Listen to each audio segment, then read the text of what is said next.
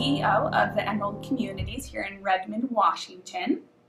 And to start out, Lisa, would you mind telling us a little bit about your company and your communities and kind of what you stand for and what you offer? Okay, great. So yes, we are Emerald Communities, and we've been here in Redmond since 1992. And Emerald Heights, where we're at today, is a 38-acre campus and a full continuing care retirement community. And within the last couple of years, we decided that it was time to expand, and so we're now developing a new community in Gig Harbor, Washington, called Heron's Key. And it's in pre-sales right now. We hope to break ground this summer, and it will be a continuing care retirement community also. Do you have a certain number of pre-sale that you have to sell before you break ground? That is a great question, yes. When we first started the pre-sales, our investment banker told us that it would be around 70 to 75%, and that's based on still the issues from 2008 and the recession. And the markets have gotten better, and so now we're talking 65 to 70% pre-sales. So we hope to hit that in May and then break ground. Yeah. Congratulations. Thank you. Can you tell me a little bit about your past and your history in the industry, kind of how you got into it and why you got into it? Wow, that's a really great question too, because everybody has such strange stories about that nowadays. My first career was accounting, and by accident I fell into being the controller at a continuing care retirement community in Washington, Iowa, which is where I'm from originally, and fell in love with it. I was there for I was going to be there temporarily for a couple of months, but fell in love with the industry and went through my AIT process and became an administrator back in 1990. Yeah, 1990.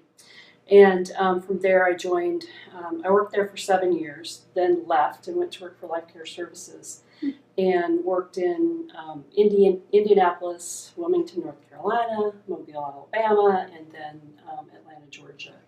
And did that for about 15 years as an executive director. And then came out here in 2008 to be the CEO here. Very good. And would you have any recommendations for someone who, like myself, was trying to get into this industry and be in a position such as yours?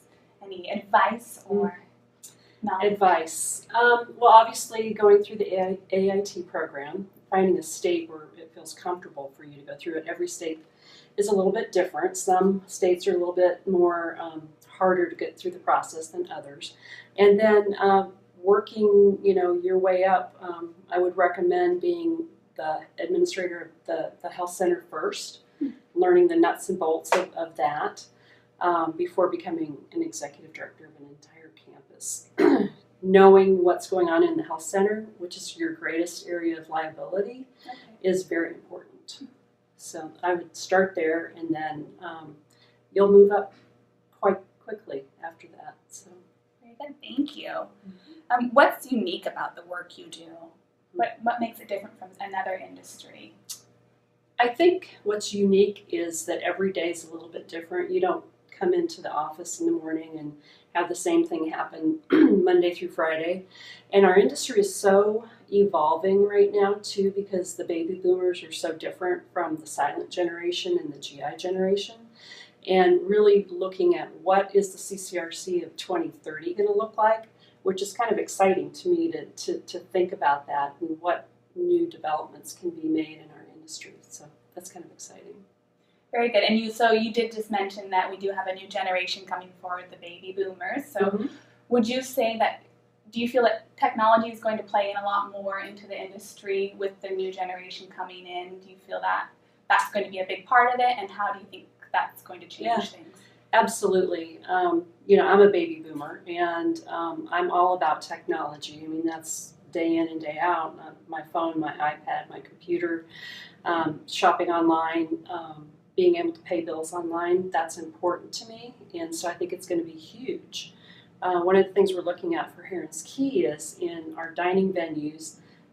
In one of the dining venues, we're going to have iPads on the table so they can order from the iPad and pay from the iPad, similar to what you find in some restaurants nowadays, because people want to get in and get out, and so we think that's going to be very important.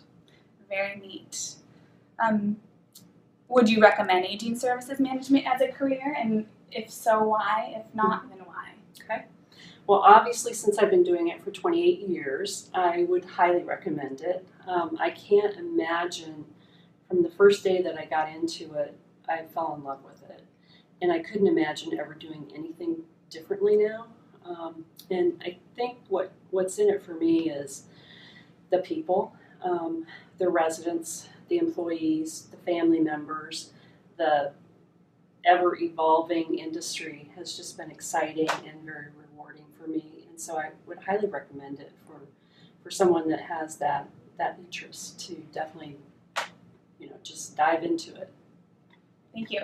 And as I share this with my class, do you have any last-minute words of advice or wisdom that you would share with our class over at USC? Oh, wow. Last-minute words of advice. I would say stick with it.